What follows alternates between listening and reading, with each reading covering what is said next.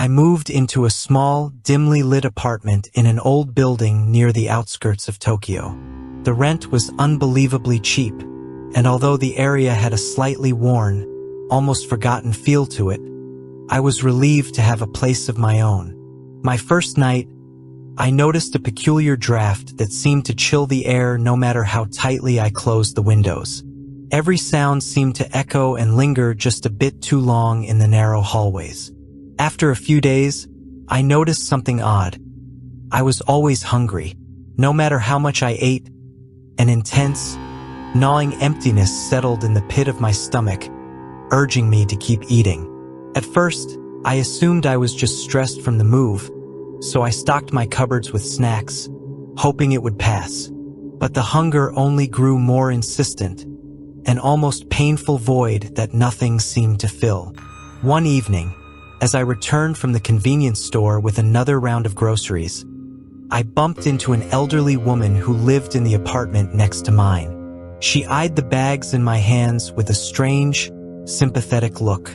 "It's best not to eat too much," she said, her voice barely a whisper. "It's a warning, not a cure. You can't satisfy it." Her words made no sense, but there was something in her gaze that chilled me to the bone. An emptiness, as if she knew something I didn't. That night, I woke up with an unbearable pang of hunger, stronger than anything I'd ever felt. My mouth was dry, and my hands shook as I stumbled to the kitchen. I sat at the counter, devouring everything I could find: crackers, leftovers, even spoonfuls of peanut butter. But the more I ate, the emptier I felt. And then, in the silence, I heard it. A faint, low-breathing sound, almost like a quiet sigh, coming from somewhere nearby. The next night, as I ate my dinner, I noticed something out of the corner of my eye. A shadow just beyond the edge of the kitchen light.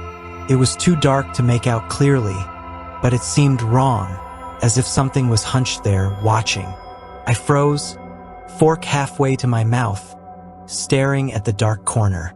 The shadow didn't move, but I couldn't shake the feeling that it was observing me, almost curiously, with a ravenous attention that made my skin crawl. Over the next few days, more peculiar things began happening. I'd wake up to find plates in the sink I hadn't used, crumbs on the counter, and food wrappers scattered around. I knew I hadn't left them there. I even set up my phone one night to record the kitchen, hoping to catch a glimpse of whatever might be causing the disturbances. When I watched the footage the next morning, I saw nothing except myself, staring at the camera in the dead of night, my eyes wide, my mouth chewing on something invisible, with an intensity that terrified me. Another night, as I lay in bed, I heard a faint, whispering voice. It was so quiet I couldn't make out the words, but the tone was eerie, almost pleading. I strained to listen, feeling the hairs on the back of my neck stand up. The whisper seemed to say, "Feed it. Just feed it, or it'll take more." The voice was gone as quickly as it came, but the words echoed in my mind. What did it mean? Desperate, I returned to the elderly neighbor. She listened without surprise, nodding gravely. She said. "It clings to those who are lonely, feeding on their hunger, making it insatiable. But it's not your hunger, it's its own." Her words made my skin prickle with horror. The creature was feeding on me, amplifying my hunger, forcing me to consume more and more to satisfy its endless appetite. That night, I couldn't sleep. As I lay in bed, I heard the soft shuffle of footsteps in the hall. The door creaked open, though I knew I'd locked it. I didn't dare look, but I felt it. Something moved closer, the air growing colder. My skin prickled as the breathing sound filled the room, steady, patient, and unbearably close. A pair of empty, glinting eyes hovered in the darkness, just beyond my sight, filled with a hunger that felt eternal. In the morning, I awoke on the floor, surrounded by food wrappers, my stomach hollow and aching. I was alone in the apartment, yet I felt the presence lingering, waiting, always watching. From then on, I knew it would never leave me. I could feel its emptiness embedded within me, a hunger I could never sate, a gnawing, silent companion that followed me wherever I went. In the weeks that followed, I could barely face the outside world. Friends noticed I was losing weight, and my coworkers avoided eye contact, perhaps unsettled by the shadows under my eyes, or maybe because I'd started to bring endless snacks to work. I sensed them whispering about me, worried glances exchanged in the hallways. But no matter how much I consumed, the hunger only worsened, spreading through me like a hollow ache. It wasn't just food. I felt a gnawing need for something I couldn't name, a void that was growing stronger with every passing day. Food began to lose its taste, no longer satisfying, no matter how much or how often I ate. I craved strange combinations: raw noodles with mustard, ice cream mixed with salt, things I would never have eaten before. It felt as if my own preferences were slipping away, replaced by something else. In the dead of night, I'd hear that same soft whisper, coaxing and guiding me. More. Feed it. The voice was becoming clearer, almost intimate, as if whatever was haunting me now knew me too well, knew just how to compel me. One night, exhausted and frail, I stumbled into the bathroom to splash my face with cold water, hoping to feel something beyond the endless gnawing hunger. As I looked up into the mirror, my reflection seemed wrong. I saw myself staring back, yet my eyes were dull, almost glazed, and my lips moved slightly as if mumbling something inaudible. A subtle, sinister smirk twisted my reflection's mouth, though I was certain I wasn't smiling. I stumbled back, knocking over toiletries, and watched as my reflection continued to grin, whispering something soundless. Something like, "Never leave." By now, I had isolated myself almost completely. I avoided friends, no longer trusting myself to be around them. I couldn't bear to see their faces, fearing they'd notice the change in me, the sunken hollows of my cheeks, the vacant look that was becoming part of me. I tried to resist the compulsion to eat, hoping starvation might drive the creature away. But that only seemed to anger it. The whispers grew louder, filling my head with frantic, insistent pleas, promising that the hunger would only worsen if I resisted. One night, as I lay in bed, half asleep and too weak to move, I felt a weight pressed down on the mattress beside me. It wasn't just the sensation of a person sitting. It felt like something old and hungry, a presence that wrapped itself around me, pressing against my skin with an almost loving insistence. I was paralyzed, unable to turn or open my eyes, but I felt its icy fingers trace along my jaw, lingering as if savoring me. A deep, aching emptiness radiated from it, pulling me toward it, filling me with a terror and a strange, inexplicable yearning. In a fit of desperation, I returned to the elderly neighbor, hoping she might have some kind of solution. When she saw me, her eyes widened in horror. She muttered something in a dialect I didn't understand, then abruptly turned and slammed the door, but before it, she said one thing in a voice that chilled me to the bone. "If you keep feeding it, one day it will take you, piece by piece, until there's nothing left to fill." The next time I looked in the mirror, I noticed my face had changed yet again. My eyes were darker, almost black around the irises, and my skin had an unnatural pallor. My reflection tilted its head, watching me with an unnerving patience, as if waiting for something or someone else to surface. I realized, with a nauseating certainty, that I was beginning to resemble the creature I'd seen in the shadows, as if some part of it was slipping into me, merging with my own image. Soon, food was no longer enough. I began to crave other things, sensations, experiences, emotions. I found myself watching people in public, observing them with a strange fascination, feeling an almost irresistible urge to touch their energy, their happiness, as if I could consume it. The hunger had transformed. Now it wasn't just my body that needed filling.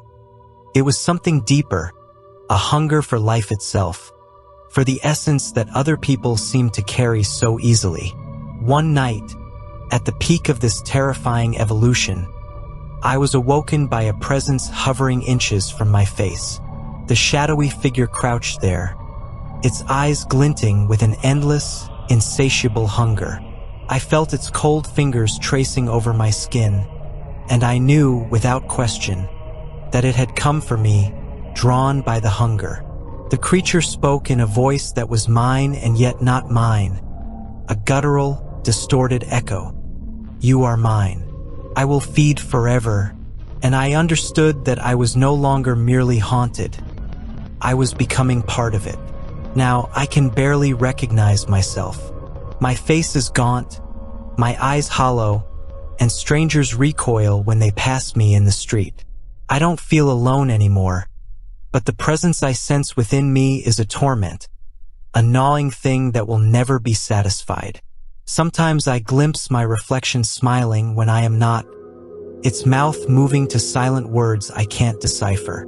And when I look into the eyes of strangers, I see the potential for a new hunger, another life it could feed upon, another vessel to fill the endless void.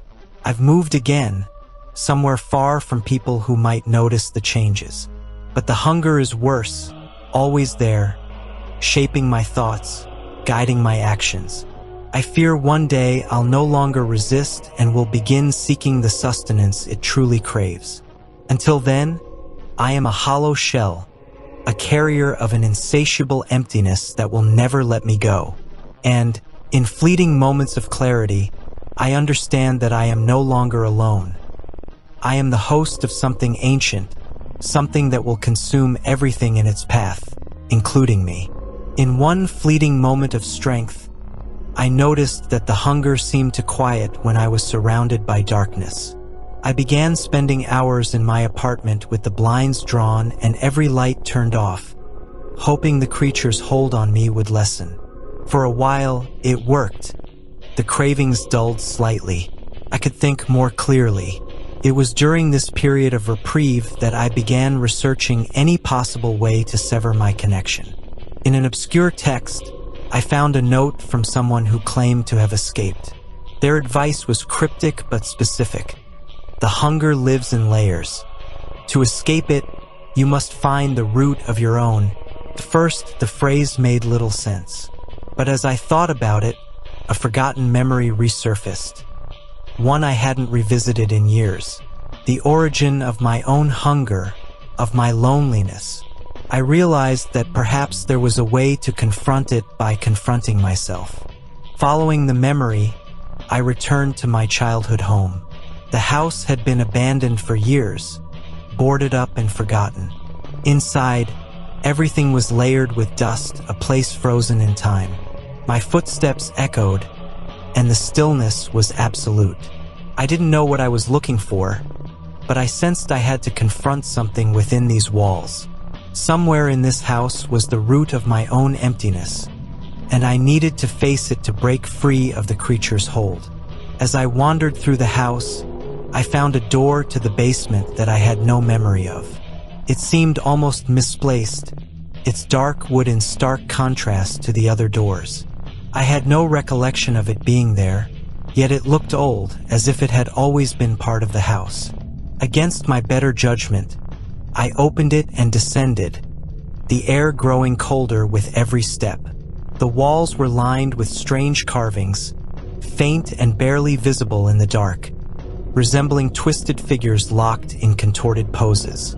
At the bottom of the stairs, I found a room filled with mirrors, each of them cracked, reflecting warped images of myself from every angle. In the center of the room lay an old, faded notebook with my name scrawled on it in a familiar, shaky hand. The memories hit me in a rush. As a child, I had been obsessed with imaginary friends, creating stories about invisible companions. But one in particular, a dark, nameless figure, had always seemed more real.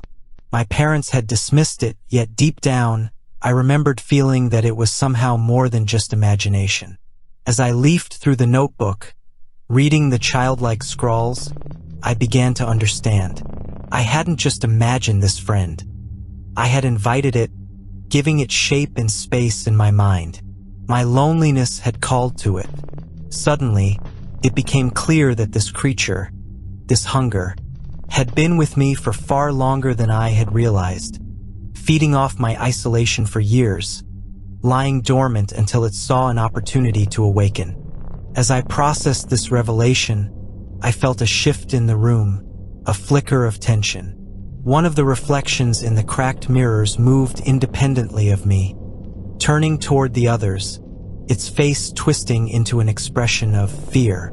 I realized with a shock that it was afraid. My discovery of its origin weakened it. In facing the truth of my own emptiness, I had inadvertently unearthed something the creature itself feared, the possibility of it being abandoned by the only host it had ever known. "Please, don't leave. I can make it go away, the emptiness. Just stay." The creature, the embodiment of hunger and loneliness, was begging me to keep it. It had fused itself so completely to my existence that it couldn't survive without me. It needed me to continue feeding it, to sustain its hollow existence. The fear in the creature's voice gave me strength. I realized that I could break free. If I chose to leave this basement, to walk away, it might weaken enough for me to escape its grip permanently. I whispered back, feeling a strange sense of power. "I don't need you anymore. I can live without you." And for the first time, I felt the hunger within me subside, as if my very rejection of the creature's existence was severing our bond. In a last desperate attempt, the creature lunged forward from the mirror, its face twisted in rage, eyes hollow and pleading, trying to claw its way back into me. But I stood firm, watching as it faded, its form breaking apart like mist under sunlight, its cries growing faint. I felt an almost physical snap, as if a chain between us had shattered, and the room fell silent. As I climbed the stairs out of the basement, I felt a lightness I hadn't known in years. The hunger was gone. I was free from its grasp, a sensation of calm settling over me like a gentle weight. But as I closed the front door of my childhood home and turned to leave, I heard a faint whisper echoing from deep within the house. A single word, spoken softly but laced with bitterness. "Remember." I knew it was a warning, a reminder that the emptiness could return if I let it. The creature was gone, but my own inner darkness remained, waiting, always ready to reach out for something to fill the void if I ever lost myself to loneliness again. And so, I walked away, feeling that hollow place inside, not gone, but contained. The lingering threat of it ever returning served as a reminder of how close I had come to losing myself entirely.